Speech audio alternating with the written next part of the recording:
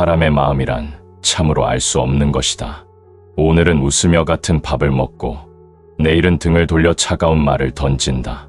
그리하여 함께 웃던 사람이 어느 날은 내 가장 깊은 상처가 되어 돌아오기도 한다.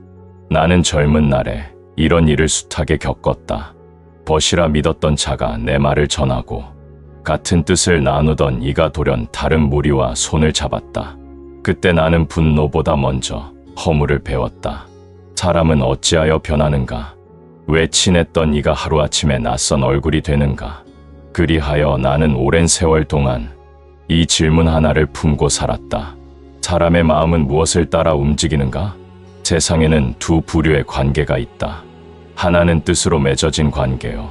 다른 하나는 이익으로 엮인 관계다. 뜻으로 맺어진 인연은 바람에 흔들리지 않지만 이익으로 이어진 관계는 이익이 끊기는 순간 정 또한 사라진다. 그러므로 함께 웃었다 하여 같은 뜻을 가진 것은 아니다.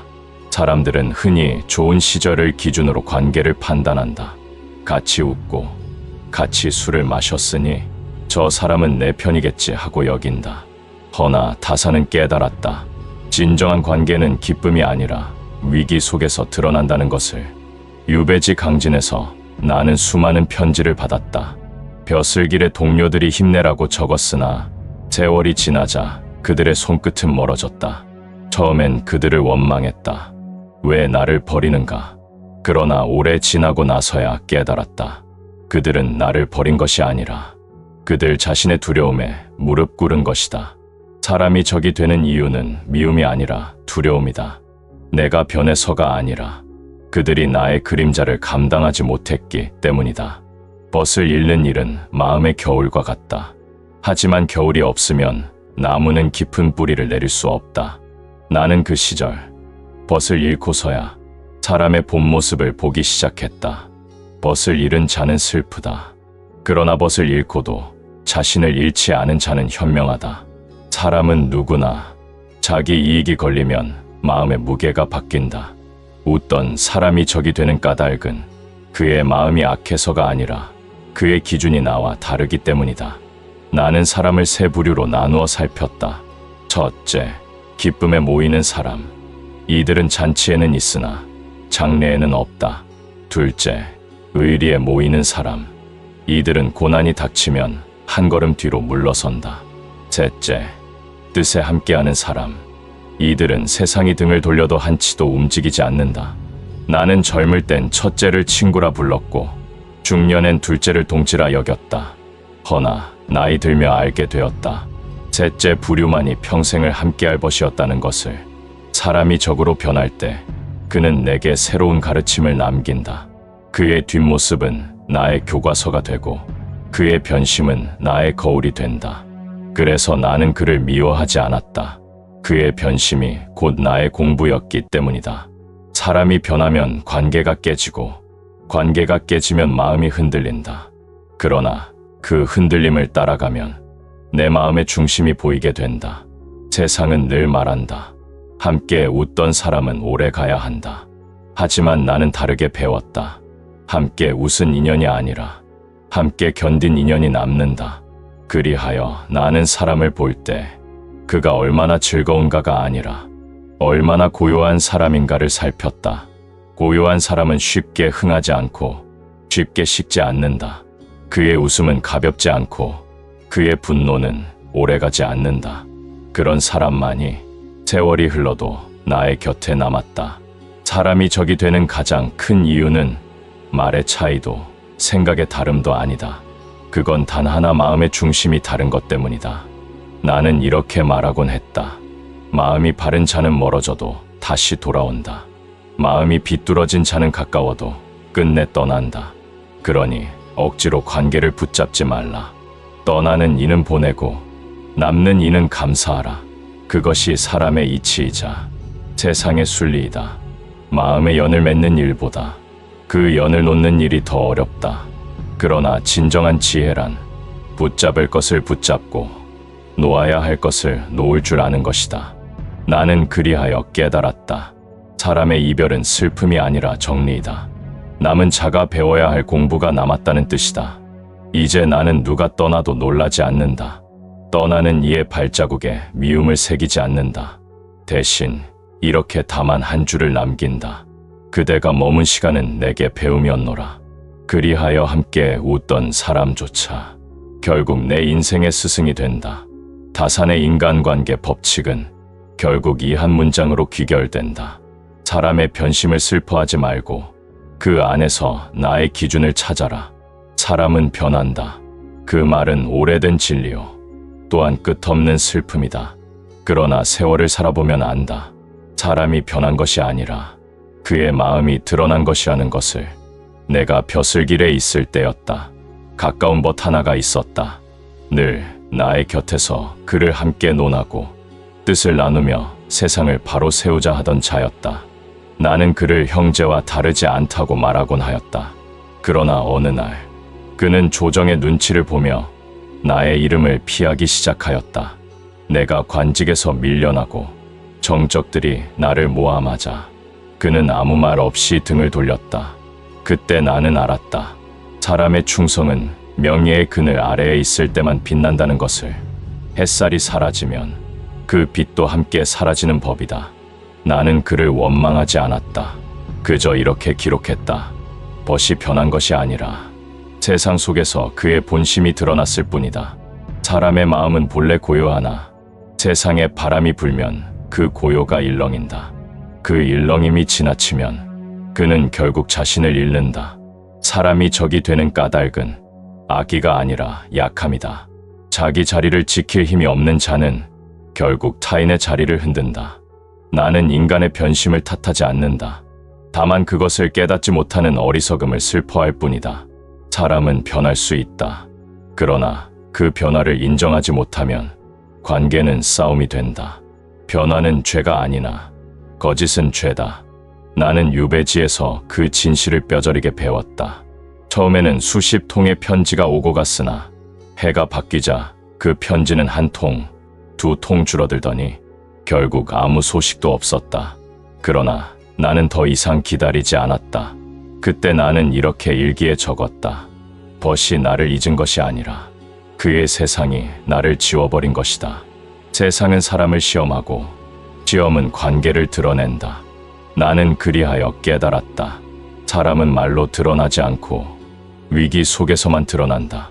어느 날 제자 하나가 내게 물었다. 스승님, 어찌하여 사람을 믿으십니까?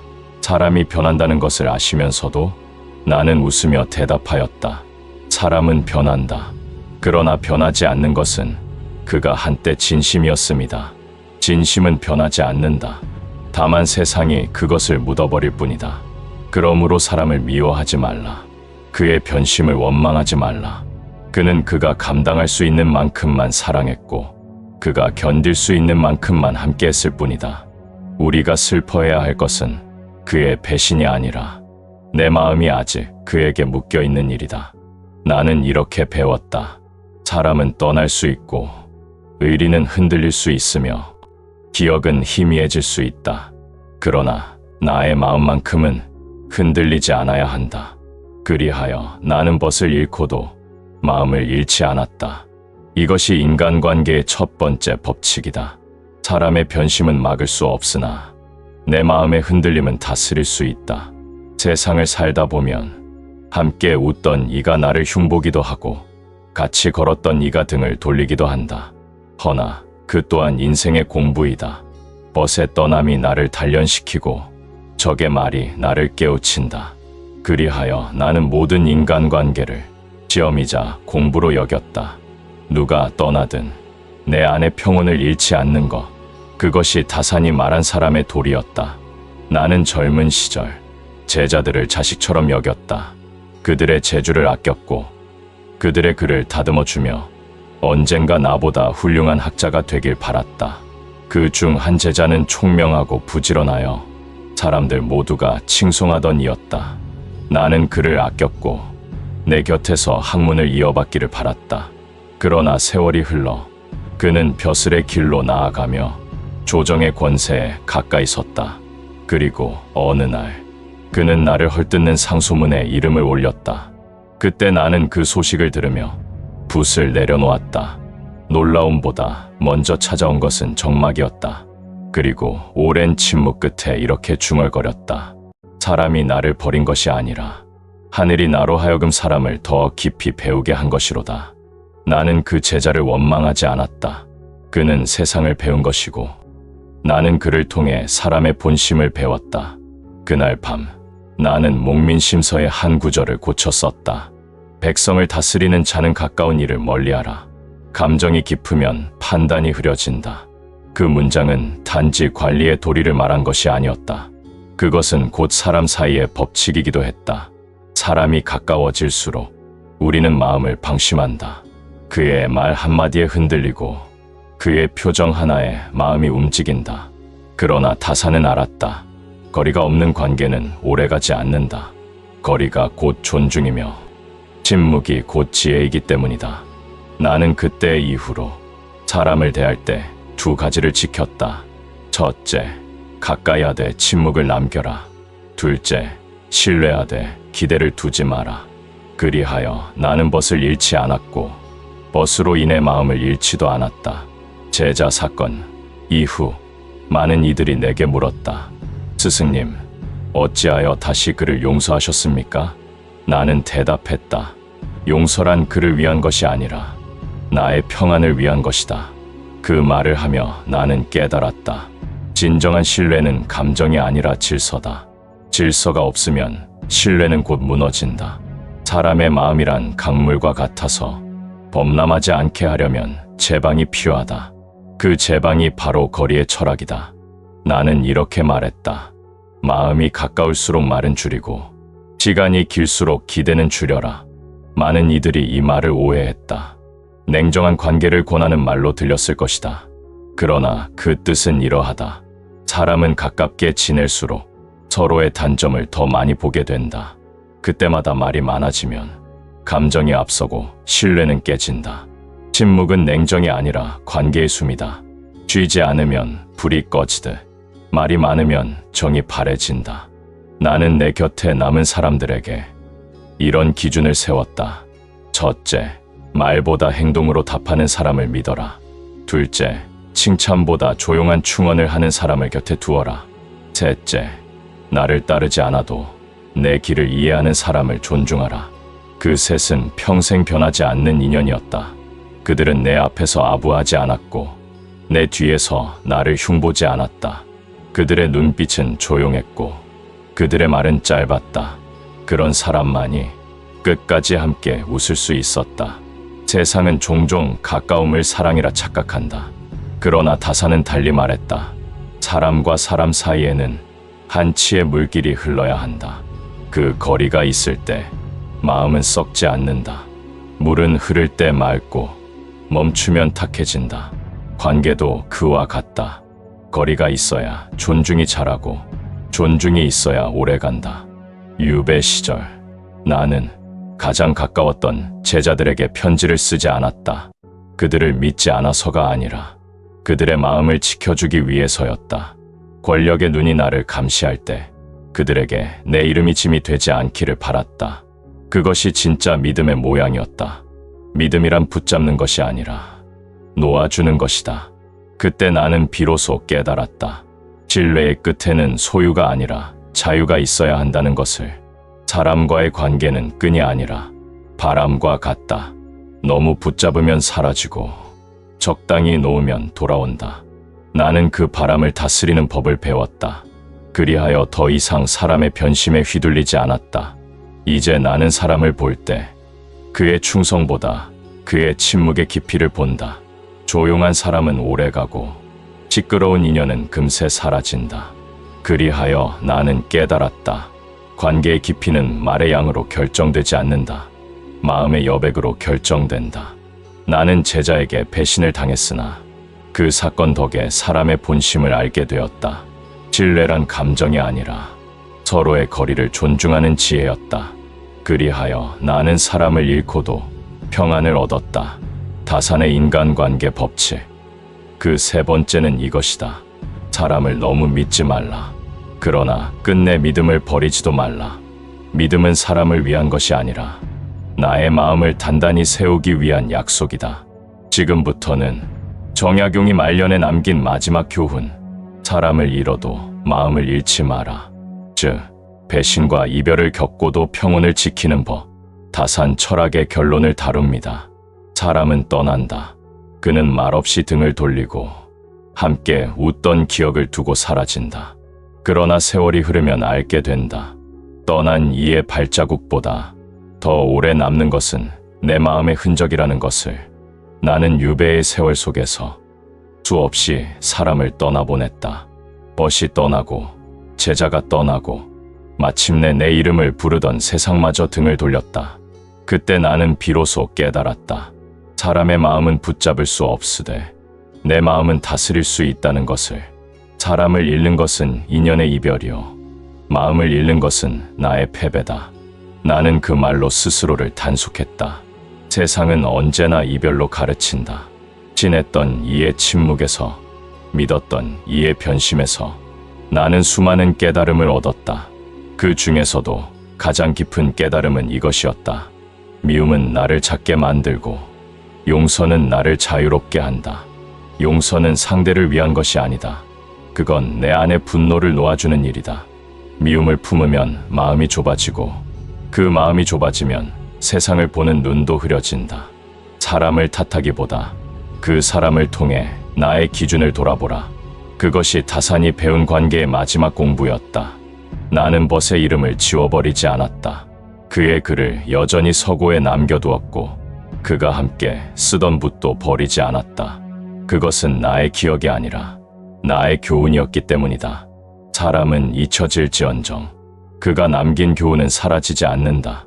그리하여 나는 원망을 교훈으로 바꾸었다. 누가 나를 흉보아도 그 말 속에서 나의 허물을 찾으려 했다. 누가 나를 떠나도 그의 빈자리를 통해 나의 마음을 정돈했다. 이 세상에서 진정 강한 사람은 누군가를 이기는 사람이 아니라 누군가를 미워하지 않는 사람이다.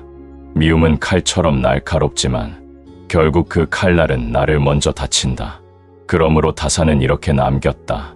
원망을 품은 자는 하루도 평안치 못하니 용서란 마음의 안식처를 찾는 일이다. 나는 사람을 잃고서야 진정한 평온의 자리를 알게 되었다. 그 자리는 세상 밖이 아니라 내 마음의 중심에 있었다. 그 중심이 바로 기준이다. 사람이 기준을 잃으면 바람에 흔들리고 기준을 지키면 폭풍 속에서도 서 있을 수 있다. 나는 벗에게 배신을 당했으나 그 일로 더 깊은 믿음을 배웠다.